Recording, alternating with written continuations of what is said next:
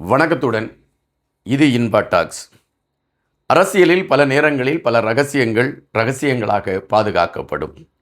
சில நேரங்களில் அவைகள் செவிவழி செய்தியாக வெளிவருவதற்கான வாய்ப்புகள் இருக்கின்றன. தற்பொழுது செவிவழி செய்தியாக சில தகவல்கள் பரவி கொண்டிருக்கின்றன. அந்த தகவல்கள் உண்மையா அல்லது திட்டமிட்டு யார் மீதும் பொய் சொல்ல வேண்டும் என்கின்ற அடிப்படையில் இதுபோன்ற செய்திகள் பரப்பப்படுகிறதா என்கின்ற விடயங்கள் நமக்கு தெரியவில்லை. ஆயினும் இந்த செவிவழி செய்தி உண்மையாக இருக்கக்கூடிய வாய்ப்புகள் இருக்கலாம் என்கின்ற சந்தேகம் இருக்கிறது. அது சந்தேகம்தான். ஆனால் இந்த செவிவழி செய்தியில் நமக்கு கிடைத்திருக்கக்கூடிய தகவல்கள் ஒரு ஆதாரபூர்வமான தகவலா அல்லது இது நமக்கு ஒரு ஆதாரத்தோடு கிடைத்த தகவலா என்கின்ற கேள்விக்குள் போகின்ற பொழுது அதற்கான சரியான விடைகள் இல்லை. பல இடங்களில் நாம் நடந்து செல்கின்ற பொழுது ஒவ்வொருவரும் ஒவ்வொரு கருத்துக்களை பேசுவார்கள்.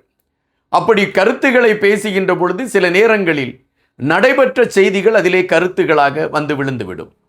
அப்படி வந்த ஒரு சில கருத்துக்களைத்தான் நான் இந்த காணொலியில் எடுத்து வைக்கலாம் என்று நான் நினைக்கின்றேன். எனவே காணொலியை கடைசி வரை பாருங்கள். முதலில் தமிழக வெற்றிக் கழகம் ஆட்சி பீடத்தில் ஏறுகிறது. ஆட்சி பீடத்தில் ஏறிய பொழுது தமிழக வெற்றிக் கழகத்தை பொறுத்த மட்டில் அவர்கள் எடுத்து வைத்த ஒரு கருத்து என்னவென்றால், மக்களுக்கு தேவையான, அதாவது அவர்களுக்கு எது எது தேவையாக இருக்கிறது என்கின்ற விடயங்கள் அனைத்துமே மிக சிறப்பாக அவர்களுக்கு கிடைப்பதற்கான ஒரு வாய்ப்புகள் உருவாக்கப்படும் என்ற ஒரு கருத்தை அவர்கள் பதிவிட்டார்கள். அதன் அடிப்படையில் தான் முதலமைச்சர் அவர்கள் பதவியேற்ற மறுநிமிடமே அவர் குறிப்பிட்டார், இந்த கோடை காலத்தில் தண்ணீர் மிகப்பெரிய பிரச்சனையாக இருக்கும். எனவே மக்களுக்கு ஒரு நாள் விட்டு ஒரு நாள் தண்ணீர் கிடைப்பதற்கான களங்கள் உருவாக்கப்பட வேண்டும் என்பதை மிக தெளிவாக முதலமைச்சர் எடுத்து வைத்தார். அரசு அதிகாரிகள், அந்த வாரியங்களை சார்ந்தவர்கள், அவர்களுக்கு இந்த தகவல்கள் மிக தெளிவாக கொண்டு போய் சேர்க்கப்பட்டது. அப்படி தண்ணி ஒரு நாளைக்கு ஒரு நாள் கொடுக்க முடியவில்லை என்றால், எங்கெங்கு தண்ணி தட்டுப்பாடு அதிகமாக இருக்கிறதோ அங்கு கனரக வாகனங்கள் மூலம் தண்ணீரை நீங்கள் கொண்டு போய் சேர்ப்பதற்கு வழிவகுங்கள் என்று கட்டளையிட்டார்.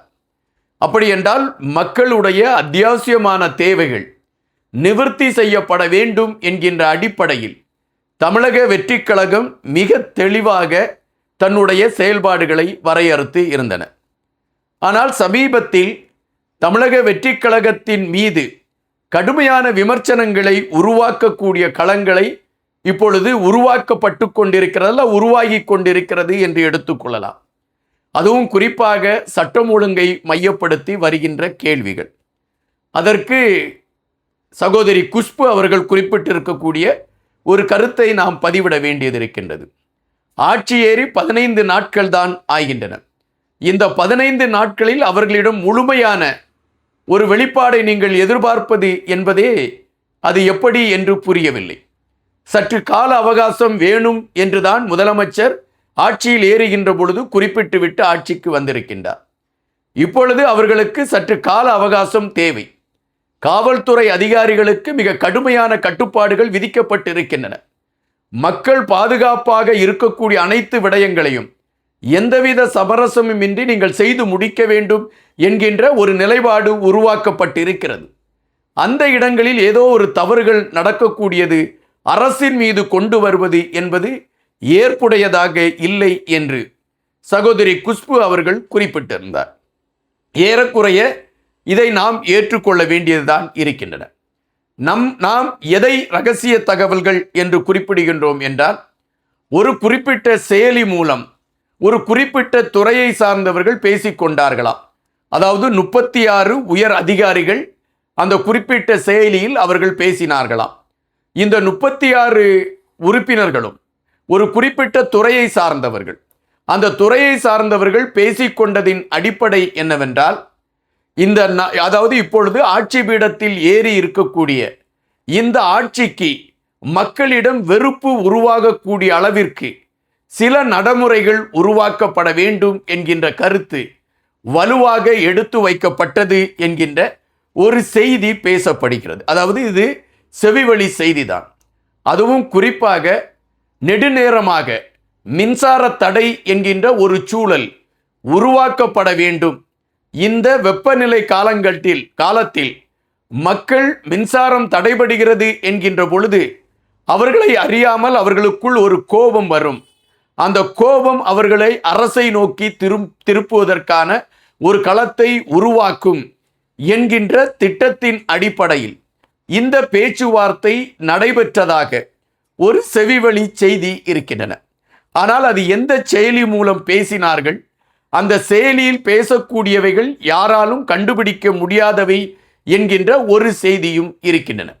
அப்படி என்றால் திட்டமிட்டு தமிழகத்தில் மின்சார தடை கொண்டு வருவதற்கான ஒரு முயற்சிகள் எடுக்கப்பட்டு கொண்டிருக்கிறதா என்கின்ற கேள்விகள் எழும்புகின்றன.